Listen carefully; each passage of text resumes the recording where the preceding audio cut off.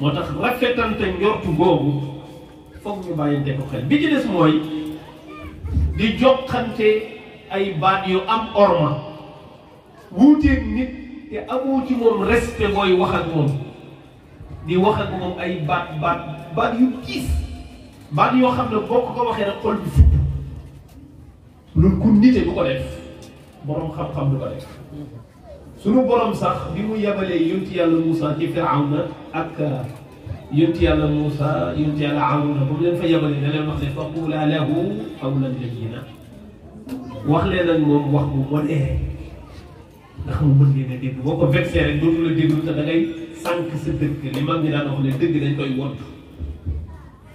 kon dafa bokk ci li tax ñun mënuñoo jëriñoo wuute gi li tax mënuñ koo jëriñoo mooy amuñu teggin ci wuute amuñ ci teggin te ki nga wuuteel da nga war a wut ay vocabulaire yu baax yu humble yu neex a dégg nga seetante ko ak moom comme li ma la wax léegi li alquran wax wa inna aw iyyakum la ala hudan aw fi dalalin mubin en tout cas ñun ak yéen moom am na ku ci ne ci dëgg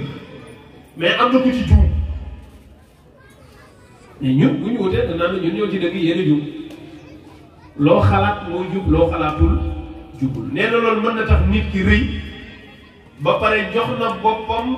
kaaraange nit ku dul juum ba pare jàppale ne déggiinam mooy déggiinu yàlla mooy déggiinu yeneen beneen déggiin bu dul déggiinam déggin bu baaxul mu ne loolu jullit du ko def nee na itam ñu fexe ku nekk di xër pour viser dëgg wutal dëgg